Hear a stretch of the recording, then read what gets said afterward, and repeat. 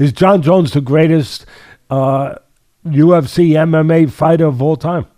Yeah, skill for skill, he's the best mixed martial arts athlete that I have seen. And all of those skills are bolstered by the fact that singularly, I think he has the best legacy, the best strength of schedule. There's not a bad championship win. There's not an easy championship win.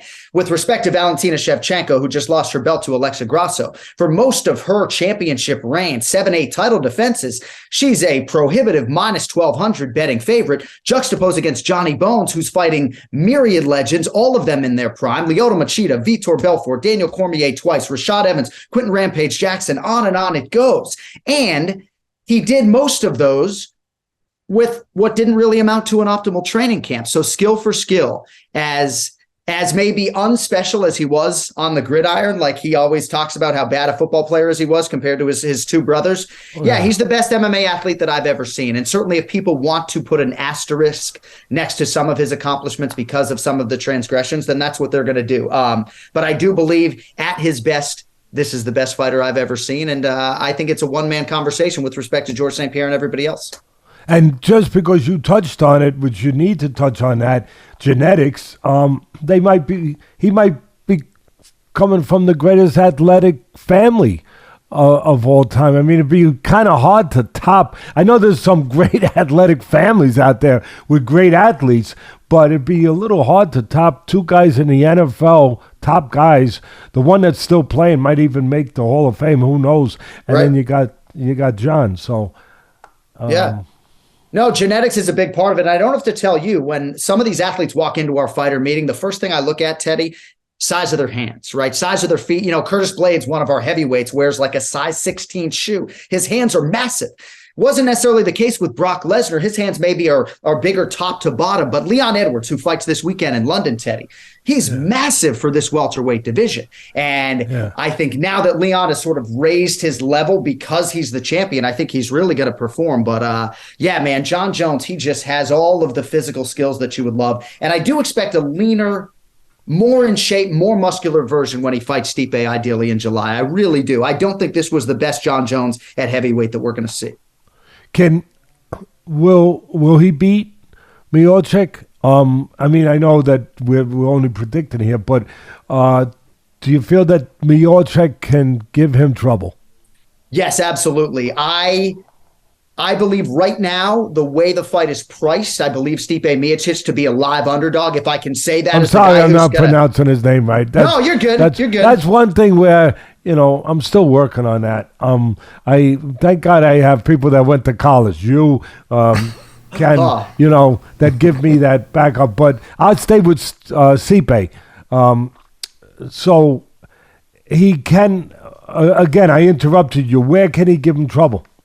Well, everywhere, really, Teddy. Right now, he's plus 270 as an underdog. I do think that price will come back. But Stipe Miocic is 40 years of age, right? And his entire series with Daniel Cormier played out over 3 years. He only competed once in all of those years and now has a layoff that's going to be even longer than that, right? So certainly the layoff is factored into the price. Certainly Stipe's age is factored into the price. We don't know if Stipe is going to come in the leaner version that he fought Daniel Cormier at, or is he going to be in the mid 250s to have more size against Jon Jones?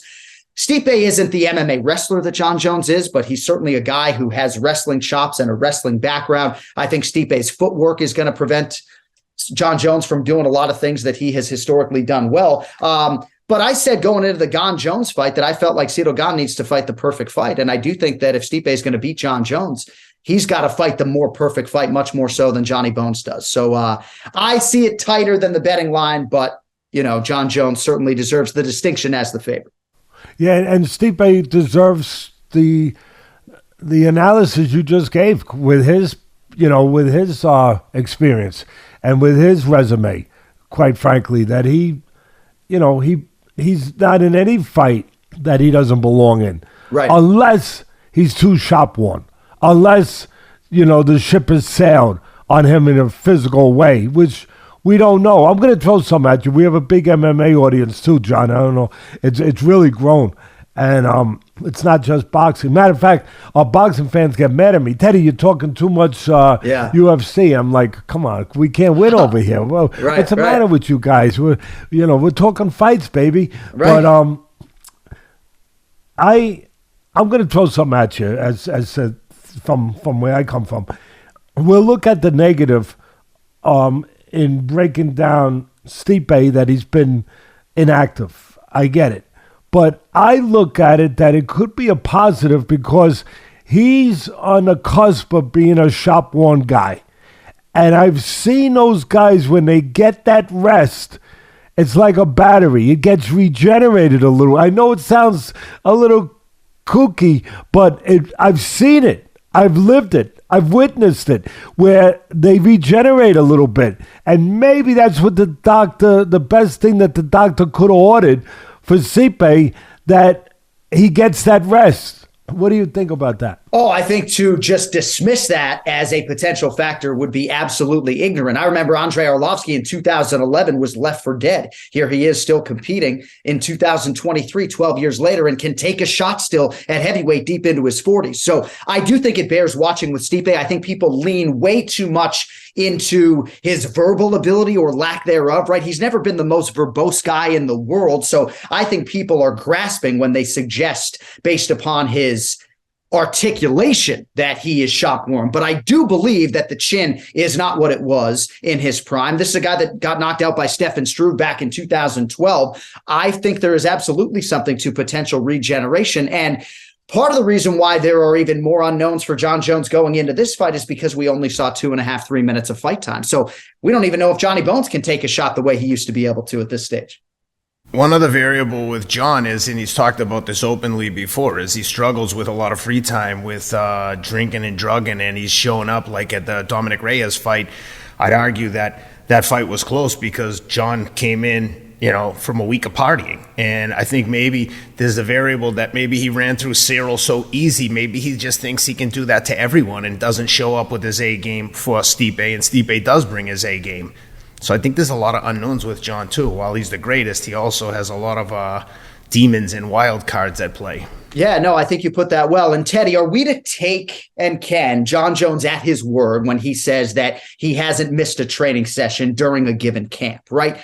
He doesn't necessarily get the benefit of the doubt in the court of public opinion, but I do believe a challenge like Stipe, the mental commitment's always there, right? Studying the film, he's obsessant, right? He loves this stuff. I'm not suggesting that winning is like more important than his children, but it's pretty darn close. And there are a lot of athletes on this roster that are able to separate themselves from a singular result. Jon Jones can't do that. He's obsessed with winning. It always shows up in the film room. It always shows up in his fight IQ, even 7 seconds in, a groin strike, making sure that doesn't go unnoticed.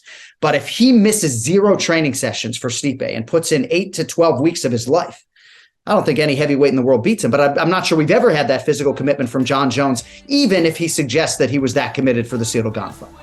No, that's true.